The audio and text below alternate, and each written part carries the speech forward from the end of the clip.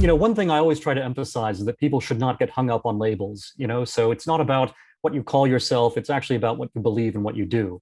And, you can have a set of principles and you don't necessarily have to, make them conform to what everyone else is saying or make them conform to some sort of one single standard and use that as, kind of a robotic, program for addressing politics or addressing life.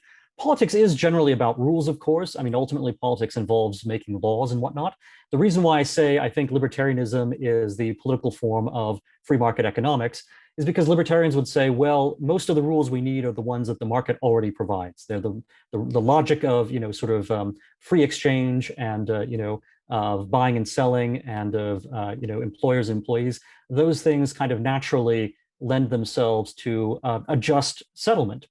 Because, I mean, when you buy something, it is just, right? If you are, as long as there's no fraud, if you say, I want to buy an apple and you're selling an orange, or rather I'm selling an orange and I want to buy an apple, we can just make the exchange and we're both going to be better off because we get the thing we want in exchange for the thing we wanted less. So there is a certain natural justice to market transactions.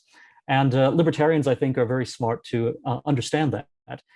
The trouble then becomes, are those transactions the only kinds of relationships that people should have, or the only kinds that matter in politics? And so I think conservatism, to the extent that it is wise, tries to include some of the considerations that economics usually doesn't look at. So economics tends not to look at why people are making the choices they make. It just says, we're going to take the fact that they make choices and extrapolate some conclusions from that.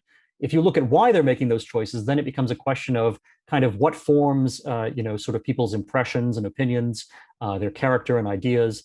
And those are the things that I think conservatives start to be very concerned about, because I think conservatives ultimately think that whatever forms those impressions, forms those opinions and ideas, that's going to have tremendous consequences for whether or not people actually do follow market rules and whether or not they follow, any kind of rules, or whether they, have, maybe they start succumbing to totalitarian rules because they, have inculcated or absorbed a totalitarian mindset. So I think conservatism is a little more concerned about sociology and psychology, and not purely concerned about economics as singularly as libertarianism is.